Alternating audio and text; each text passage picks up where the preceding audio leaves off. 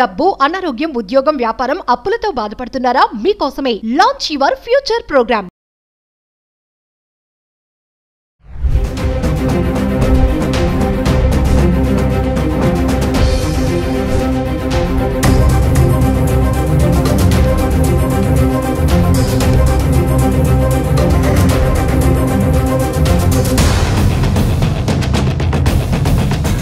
Hi viewers, India's largest digital media network Suman TV ki స్వాగతం. ప్రస్తుతం మనతో ఉన్నారు advocate and motivational speaker Ushasri. So Usha already నిన్నటి నుంచి వీడియో వైరల్ అయిపోతుంది. ఖమ్మం లక్ష్మీ ప్రసన్న అసలు ముందున్న అమ్మాయి తర్వాత చనిపోయినప్పుడు చూస్తే నిజంగా ఎంత బాధ వేస్తుందంటే, అంటే మామూలుగా అంటూ ఉంటారు ఏదన్నా బాధలు వస్తే పుట్టింటికి వెళ్ళండి అమ్మా, పుట్టింటి వాళ్ళు చూసుకుంటారు, ఫస్ట్ మన మైండ్ అక్కడికే వెళ్తుంది.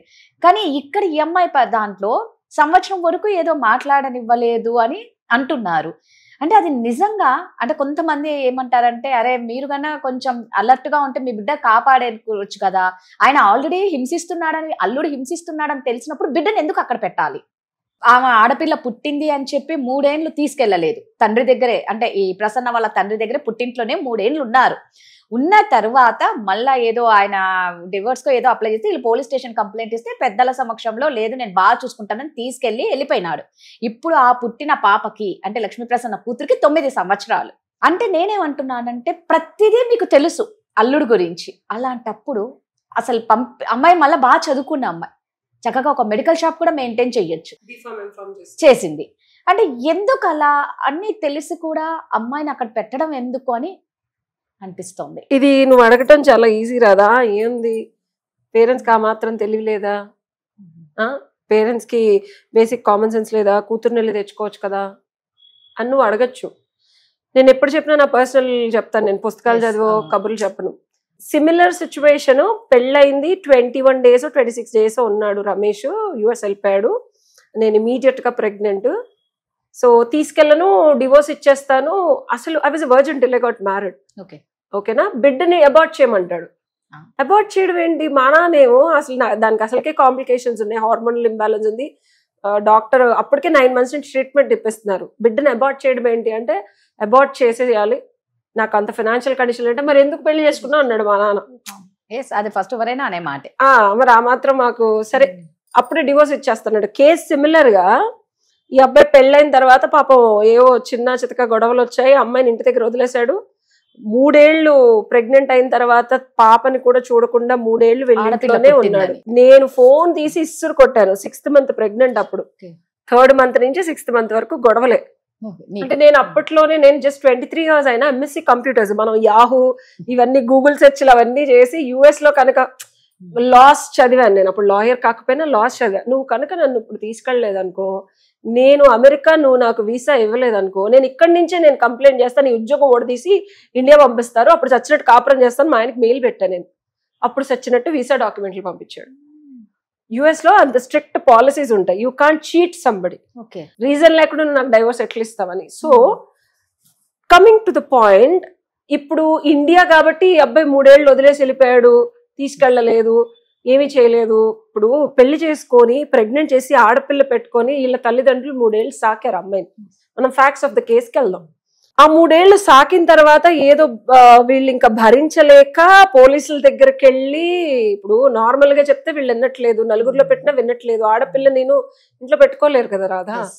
ఏ తల్లిదండ్రులైనా సరే భర్త దగ్గర ఉండాలి. మనం పెళ్లి చేసాం, వాడికి కలిగిన బిడ్డతో పాటు మనం ఏవైనా సరే భర్త దగ్గర కూర్చోనో, నించోనో, పడుకోనో, ఒంగో, కాళ్ళ బేరాన పడో ఆడపిల్లని వాళ్ళ దగ్గర తీసుకెళ్లాలనే అనుకుంటారు తల్లిదండ్రులు. పరువుగా తప్పించి ఆడపిల్లని మన ఇంట్లోనే పెట్టుకొని వదిలేయాలనుకోని తల్లిదండ్రుల పరిస్థితి కనిపిస్తోంది. ఆ అబ్బాయి కేసు పెట్టిన తర్వాత తీసుకెళ్లాడు. ఇక్కడ ఉద్దేశం అబ్బాయిది, తీసుకెళ్లిన తర్వాత ఆ అబ్బాయి ఫస్ట్ నుంచే మనకి చూస్తుంటే వద్దు వద్దు వద్దు వదిలేసిన మెంటాలిటీ కనిపిస్తుంది. I can read a similar case. నేను అంత గొడవపడి వీసా తీసుకొని 6th month 6.5 months pregnant US వెళ్తే రోజు కొట్టేవాడు. 9th month వరకు రోజు కొట్టడమే. నువ్వు ఆ పిల్లని అడిగావు కదా, అట్లా తల్లిదండ్రులకి తెలియదా, తీసుకెళ్లొచ్చు కదా అని చెప్పి. నేను డెలివరీ అయిన తర్వాత 9 నెలల వరకు నా పేరెంట్స్ కి బతుకున్నానో లేదో కూడా తెలియదు. నా దగ్గర ఫోన్ లేదు. వాళ్ళు ఫోన్ చేయడానికి రమేష్ నెంబర్ ఫోన్ ఎత్తడు, బ్లాక్ లిస్ట్ లో పెట్టాడు.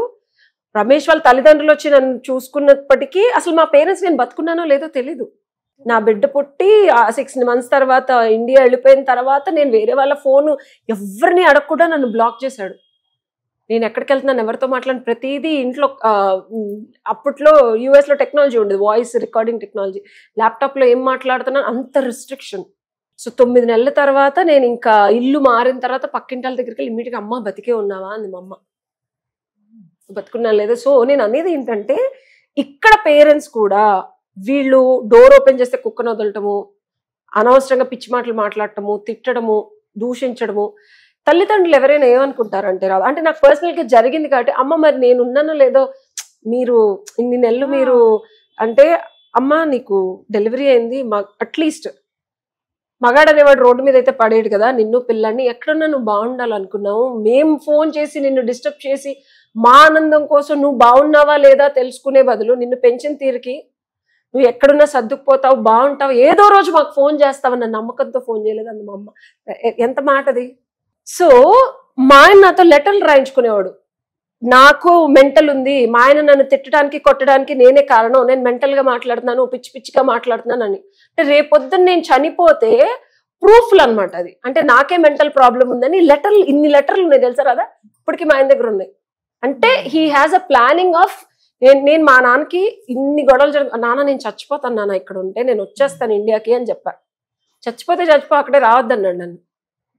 నేను లిటరల్గా అమెరికాలో ఉంటే ఈ అమ్మాయి పరిస్థితి వచ్చేది. కమింగ్ టు ద కేస్, వీళ్ళ ఇంటెన్షన్ ఎక్కడ అమ్మాయిని సంతోషంగా చూసుకోవడానికి కానీ అమ్మాయిని జాగ్రత్తగా ఉంచడానికి కానీ లేదు. వాళ్ళు తీసుకెళ్లిన దగ్గర నుంచి తల్లిదండ్రులు సేమ్ రమేష్ ఏదైతే స్కెచ్ చేశాడో నా అంతటి నేను చచ్చిపోయేలా చేశాడు చాలా సందర్భాల్లో. అండ్ తను నన్ను చాలా సార్లు కొట్టేవాడు. వీళ్ళు ఫుడ్ పెట్టలేదు అంటున్నారు చూసావా, మా అత్తగారు నేను డెలివరీ అయితే రోజు ఇంత కాకరకాయ కూర అదే పెట్టేది. నాకు ఇప్పటికీ బాడీ సెట్ అవ్వకపోవడం, ఏ రోజు నాకు అసలు రోగము జ్వరం అని పడుకోకుండా ఉండేదాన్ని, విష జ్వరం వచ్చేసింది పోస్ట్ డెలివరీ. 5వ రోజు నుంచి కొట్టడం మొదలు పెట్టాడు. నాకు అసలు బాడీ వాజ్ లైక్ ఇప్పటికీ పెయిన్స్ బికాస్ ఆఫ్ దాట్. పచ్చి ఒళ్ళు మీద ఒక మనిషిని కొడితే డొక్కల్లో పెట్టి ఆపరేషన్ అయిన కుట్లు అవన్నీ కొడితే, తల తీసుకెళ్ళి నేలకేసి కొడితే జుట్టు పొడుగ్గా ఉండేది, ఇలా వెనక్కిలాగి కుట్లు ఎట్లా పట్టేస్తాయి, అలాగ కంటిన్యూస్ గా కొడితే ఒక మనిషి ఏమవుతుంది, తనంత తనే చచ్చిపోద్ది.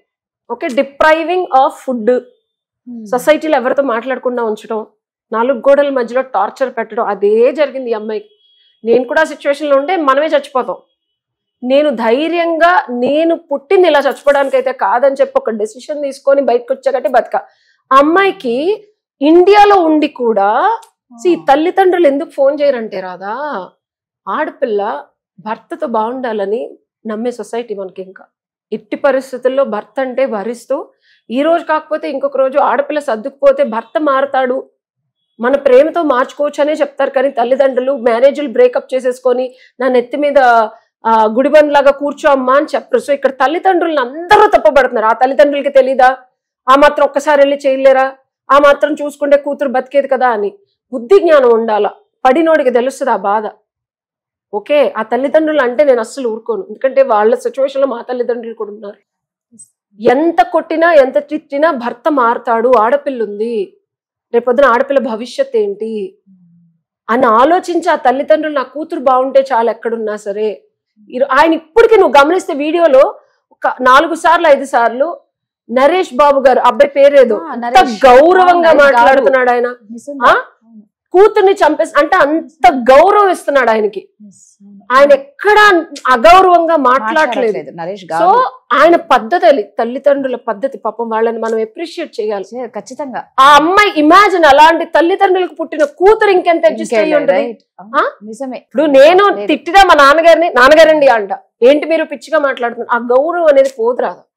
అందుకనే నేను భరించాను, 3 ఏళ్ళు భరించాను, ఆడపిల్ల కూడా భరించింది. తిట్టినా కొట్టినా తిండి పెట్టకపోయినా ఆడపిల్లనే బయటికి రావాలి. ఏం అంటే ఈ జనరేషన్ లో అమ్మాయి రాకపోవడం నాకు ఆశ్చర్యంగా ఉంది. అంటే అదే కదా, అంటే ఆడపిల్ల ఉంది ఏదో రకంగా మారుతాడనో భరిస్తాడనో, బట్ వాడు అన్నం పెట్టకుండా సేమ్ రమేష్ చేసిందే. ఫుడ్ నాకు 3 ఏళ్లలో 3 జతలు బట్టలు, మిగిలిన ఇండియా నుంచి వచ్చినాయి. ఫుడ్ సరిగ్గా ఉండేది కాదు, ఏది ఉంటే అది తినాలి, అంతే, పాసిపోయినా అదే తినాలి. బట్టలు సంవత్సరానికి 1 జత కొనిచ్చేది.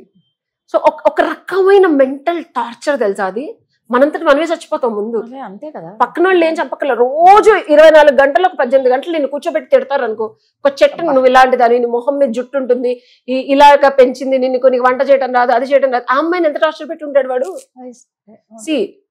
అన్నం పెట్టకుండా ఉండటం ఒక ఎత్తు అయితే, ఒక మనిషిని మానసికంగా శారీరకంగా ఎమోషనల్ టర్మాయిల్ లోకి గురి చేస్తే అదే చచ్చిపోతుంది ముందు.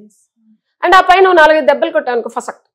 ఇప్పుడు వాడు చంపాడని అవ్వదు. ఇప్పుడు మనం పోస్ట్ మార్టంకి వెళ్ళిన అమ్మాయి హెల్త్ క్షీణించి తనంతటా తను వాడు చూడు ఎంత ప్రీ ప్లాన్డ్ గా ఏదో ఒక చిన్న అకేషన్ కి 2 ఏళ్ల క్రితం మన్ను అంటుకోకుండా. ఇప్పుడు అలాంటప్పుడు ఎందుకయ్యా మీరు పెళ్లిళ్ళు చేసుకోవడం? సేమ్ ఈ అబ్బాయి ఎలాగా, మా అబ్బాయి అందంగా ఉంటాడు, మా అబ్బాయికి నీకన్నా నువ్వు ఓన్లీ 60 లక్షలే కట్టించావు, 2 కోట్లు కట్టనిస్తాను వచ్చిన వాళ్ళు ఉన్నారని మా అత్తగారు మాట్లాడేది. ఒకసారి మొహం చూసుకోండి, నాకన్నా మీ అబ్బాయి 9 ఏళ్ళు, నేనంత అందంగా ఉన్నాను. నాకు అనాలనిపించేది. మొహం మీద జుట్టు అందరికి ఇప్పుడు ఒక్కొక్కరికి ఒక్కొక్క కండిషన్ ఉంటే ఎంత బాడీ షేమింగ్ గా మాట్లాడతారో తెలుసా. ఫేస్ మీద జుట్టు ఉంది, ఆ పెళ్లికి ముందు మాకు కనిపించలేదు జుట్టు, ఏం మాట్లాడుతున్నావు, అందరికి ఉంటది జుట్టు, ఉండి గీక్కుంటారు. అందంగా లేనంట, నేను నల్లగా ఉన్నానంట, తెల్లగా లేనంట, నా చెవు అంటే ఇక్కడ ఏదో ఇది ఉందంట. అసలు వాళ్ళు మాట్లాడే మాటలు వింటారు, అది మనకే చచ్చిపోవాలనిపిస్తుంది. బాడీ షేమింగ్ అనేది ఎప్పటికీ కరెక్ట్, మనకి చచ్చిపోవాలనిపిస్తుంది ముందు. నాకే చచ్చిపోవాలని.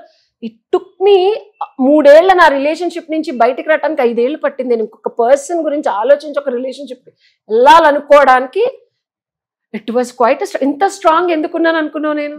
దెబ్బలు అంత బాగా గట్టిగా స్ట్రాంగ్ గా ఎలా ఉన్నాను అనుకున్నావు నేను? 2010లోనే చచ్చిపోవాలి, నేను అమెరికాలోనే చచ్చిపోవాలి. అది భగవంతుడి దయ. ఆ అమ్మాయి చచ్చిపోయిందంటే రీజను అందరికి ఆ భగవంతుడి సపోర్టు, పూజలు, పునస్కారాలు, యోగాలు చేశాను కట్టి ఇలా లాగాడు భగవంతుడు నన్ను బయటికి. ఆ ధైర్యం బయటకి రానిలేదు, రాదు. నేను చెప్తున్నాను, ఒక మానవ మాతృలుగా అమ్మాయి బయటకు వద్దామన్నా వాళ్ళు చేసే స్తంభన, వాళ్ళు ఉంచే తీరు, డోర్ తీసి బయటకు వెళ్ళాలంటే గడగలు ఆడిపోయేదాన్ని తెలుసా. రమేష్ వచ్చి ఏమంటాడు అని కొట్టేసేవాడు నన్ను. నేను కింద జిమ్కి వెళ్తే ఎవరితో మాట్లాడి నన్ను కొడుతున్నాడని ఎవరికి చెప్తాను అని ఒక కుక్కని కొట్టినట్టు కొట్టేసేవాడు. నేను బయటకు వెళ్ళేదాన్ని కాదు, డోర్ తీసి బయటకు వెళ్ళేదాన్ని కాదు. నేను ఎప్పుడన్నా పక్కింటి వాళ్ళకి వెళ్తే తినతో పాటు వెళ్ళాలంతే. తనతో కాకుండా నేను వెళ్ళానా ఇంకా ఒక 10 గంటలు 18 గంటలు కొట్టడమే, కంటిన్యూస్ కొట్టడమే. Oh that was. ఈ పిల్ల మనం బయటకు వద్దామన్నా రాలేరు రాదా. అమ్మాయి చచ్చిపోవడానికి రీజన్ మనం 100 మాట్లాడుకోవచ్చు, పడ్డవాడికి తెలుస్తుంది, దాని లోపల ఉన్నవాడికి ఎంత భయపెడతారంటే నాకు ఇప్పటికి గుర్తు తెచ్చుకుంటే నాకు వణుకొస్తుంది. అదే అర్థమవుతుంది నీ ఫేస్ లో, నీ కళ్ళల్లో. అమ్మాయి చచ్చిపోవడానికి డెఫినెట్ గా అమ్మాయి రాలేని పరిస్థితి వాళ్ళు క్రియేట్ చేశారు కాబట్టే చచ్చిపోయింది. ఇట్స్ నాట్ ఎవరు చచ్చిపోవాలని అనుకోడు, ఎవరు కూతురుని వదిలేసుకోవాలనుకోరు. సూపర్, కరెక్ట్ ఉషా, నువ్వు చెప్పింది నిజంగా చాలా ఎమోషనల్ అయిపోయింది. ఎందుకంటే ఉషా లైఫ్ కూడా అలాగే ఉంది కాబట్టి. సో నిజంగా అమ్మాయిలు కొంచెం స్ట్రాంగ్ గా ఉండండి, ధైర్యంగా ఉండండి. మీకు పెయిన్ అనిపిస్తే పక్కకు వచ్చేసేయండి. దయచేసి ఇలా ఒకరి చేతిలో చావనికి కాదు మనం పుట్టింది. నిజంగా ఉషా రాలేని వాళ్ళు ఉంటే నాకు ఫోన్ చేయండి, అదే నేను చెప్పబోతున్నా.